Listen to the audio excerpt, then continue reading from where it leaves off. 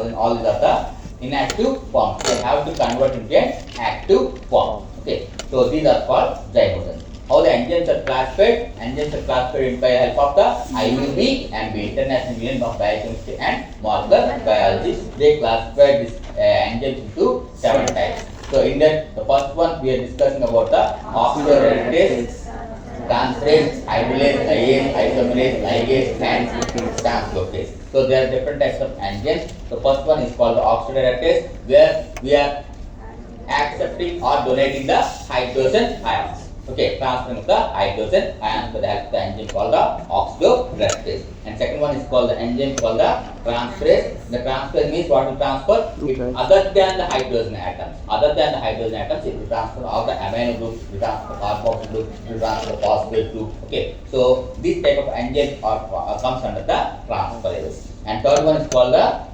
hydrolase. What does hydrolase means? Hydro means in terms of water molecule, the substrate molecule have to break up into two monomers. Okay, so this is called the hydrolase. We give an example called the lactase, where the on presence of water molecule only lactose will convert into two glucose and galactose molecule. Okay, and what is lyase means? Lyase means in the absence of water molecule, also the substrate can be broken down. So in the absence of water, that's why we are calling it as lyase simply. Okay. So, and coming to the next one called the isomerization. Isomerase by the help of enzyme isomerization. Okay, that means the same structure will be there, but the atoms will change from one place to other. That's called isomerization. Okay, here we are given an example called glycerol 3-phosphate is converting into dihydroxy acetone phosphate. And the last part one is called ligase. So, what is ligase? By addition of two small molecules converting into a bigger molecule by the help of this enzyme called the ligase, like pyruvate and carbon dioxide combines to form bigger one structure called the organoids by the help of enzyme pyruvate carboxylase. The last one is called the translocase. Okay. And we also discussed about the holo enzyme. What is holo enzyme means? Normally enzymes all will not be active, so they require some cofactors or vitamins, B complex vitamins, okay, called the coenzymes. So these coenzymes have to bind with the apoenzyme, which is an inactive form. So to form a structure called a complete enzyme called the holo enzyme. Okay. So here what the coenzymes are? Coenzymes are the B complex vitamins. What are cofactors? Cofactors are the all the minerals will come under the cofactors. Coming to the mechanism of enzyme action, the enzyme have to bind with the substrate to form an enzyme substrate complex. So this enzyme substrate complex converts the substrate into a product, and the enzyme will be liberated out. Okay. So the enzyme is having one site called, what is the site called? Active site, where the binding residues and the catalytic residues both will be taking seen here. So the binding residues are responsible for binding the substrate molecule. The catalytic residues will be responsible for the catalyzing the reaction. Okay. So we have discussed about three models. Mainly we are talking about two models. One is called lock and key model, and second one is called the induced fit theory or post-land induced fit theory. Okay. So lock and key model means here the enzyme is not having totally pre-shaped, so that substrate will go and bind to that molecule enzyme and forms the product. Okay. So that's called the lock and key model. He has totally failed to talk about the allosteric modulation.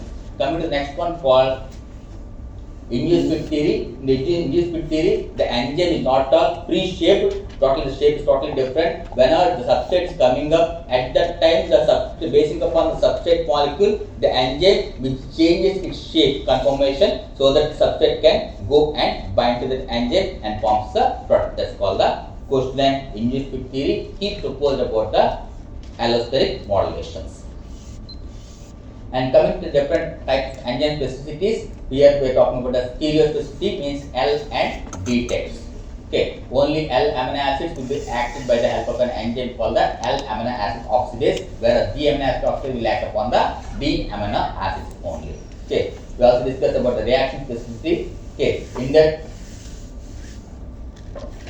the same substrate will undergo different reactions like transamination process, like deamination process and desulfuration process. All this substrate will go into different reactions. So it's called reaction specificity. And substrate specificity, as I already told you, some enzymes are only acting only upon that type of substrate only, like that glucokinase will act only upon glucose, won't act upon any other substrate molecules. Okay. And come to the next one called bond specificity. Bond specificity means the bonds which are created between the two amino acids or any two carbohydrates, that bond have to be cleaved up by the alpha enzyme. So that enzyme will cleave that type of bond only. Okay, like peptidase will act upon the peptide bonds. Next, we discuss about the different factors which are affecting the enzyme activity. What are the different factors? Means concentration of the substrate, concentration of the enzyme, concentration of the product. Okay, first of all, what is enzyme? Means whenever more enzymes are there, the substrate will go and binding up and form. So it means more amount of enzymes will be required within a less time. They will enhance the reaction. Coming to substrate, here we have to draw the graphs also. Okay, the graph is compulsory. And concentration of substrate, here at certain point of view, if more substrate molecules are there, we are not having that much of enzymes. So at that time, the concentration will be decreasing up there. Okay, so here we are getting one type of graph called the hyperbola graph. Okay, this is not at all necessary for you people, but we discussed about Michaelis-Menten equation where V is equal to V max into S by Km plus S. Okay, and we discussed about temperature. At certain temperature only, that means at 37 degrees temperature only, the enzymes will be active, and remaining temperatures it will be little bit less active than compared to the other. Okay, so here I given that example, 37 degrees temperature at that peak it will be reaching up there. So this type of graph is a bell-shaped graph. And coming to pH, pH means in the acidic pH also some enzymes will be active, in the alkaline pH also some enzymes will be active, but many of the enzymes will be active at normal pH, at neutral pH only. Many of the enzymes will be active. Okay. So like that amylase we are taking at 6 to 8, the enzyme pH at that pH only, the enzyme amylase will be active. Okay. At acidic pH we are giving the pepsin, and the alkaline pH we are giving the arginase enzyme. Effect of product concentration, which already discussed, that more amount of products will be forming up there, so that will go and inhibit that one. Coming to the activators, so different cofactors like magnesium, manganese, all these are the activators. So in presence of these activators only, the enzyme velocity will be increased. Okay. So basing upon the temperature, basing upon the pH, basing upon the concentration and all, the time will limit within less time only, the enzyme will be active. Okay, and it will catalyze the reaction. The last one is the light and radiation. If a person is more prone to radiation like X-rays, UV rays and gamma rays and beta rays like that, at that time the enzyme will not be active at that time. Okay.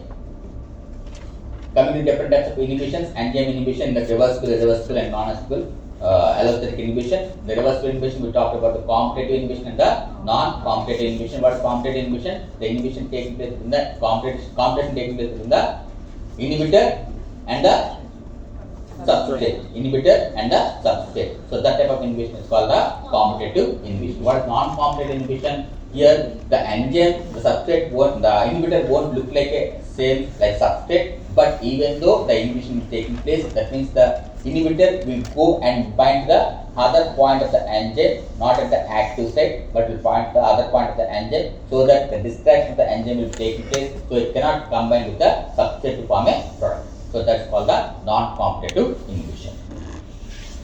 We also have to draw these graphs. Okay.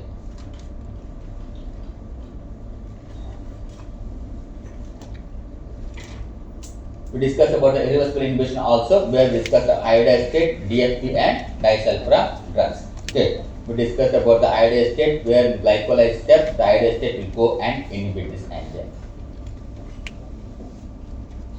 And we also discussed about the DFP, diisopropyl chlorophosphate, where the nerve gas is there by the Germans. Okay, and we discussed this one also. Okay, we cracked a joke upon this also, that the person is suffering, taking more amount of alcohol. By giving the disulfiram drug, the person is not taking the alcohol in the next coming days also.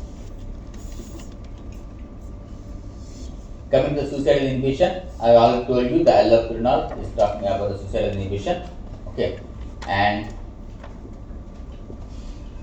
we discussed about the end product inhibition also. That means as the product, more amount of product is forming up there, this product will go and inhibit the engine, so that next time the and substrate molecule cannot convert into the product.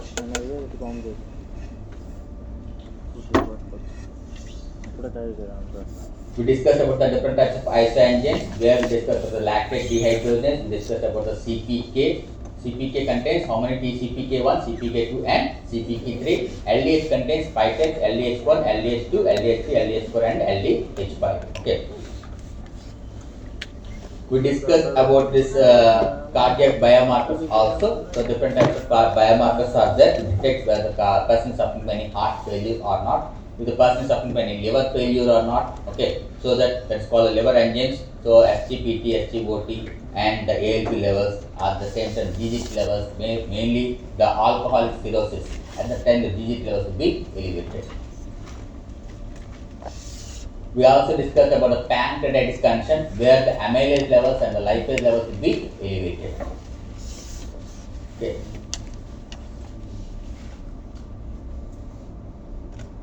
Next, we discussed about the therapeutic agents. Different therapeutic agents are there. That's called streptokinase, pepsin, and asparginase. The streptokinase will lyse the clots. The blood clots will be lysed with the help of the enzyme called the streptokinase. Whenever the blood clots are observed by the patient doctor, so the doctor will induce the streptokinase enzyme. The streptokinase enzyme will lyse the clots. Okay. At the same time, if the person is having a digestion process observed, so at that time the pepsin and trypsin will be given by the doctor, so that the pepsin trypsin will act as a digestive enzyme and it will catalyze the reaction. So the last we discussed about the enzymes which are used in our clinical labs, also in our biochemistry clinical labs, to check the glucose levels, to check the cholesterol levels, to check the urea levels. Okay. For that also we require the enzymes, so the enzymes will bind the substrate molecules and form a colored product. Okay. So by this we completed our one.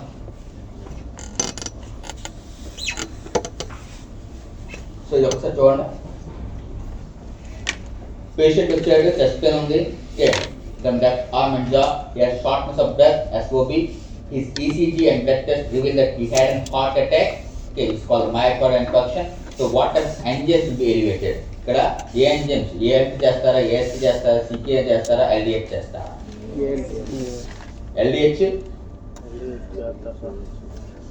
ఏం చేస్తారు? First ఏం చేస్తారు?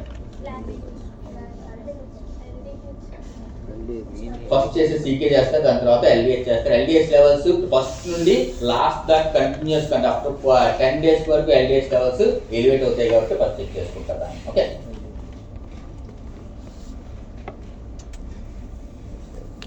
ఇక్కడ చూడండి. So biliary obstruction ఉందన్నాడు. So అప్పుడు మనం ఏం టెస్ట్ చేస్తాము? ALP, ఆల్కలైన్ ఫాస్ఫేట్ టెస్ట్ చేస్తాం. ఓకే. ఇక్కడ నెక్స్ట్ క్లాట్స్ క్లియర్ చేయడానికి మనం వాడేది స్ట్రెప్టోకైనస్.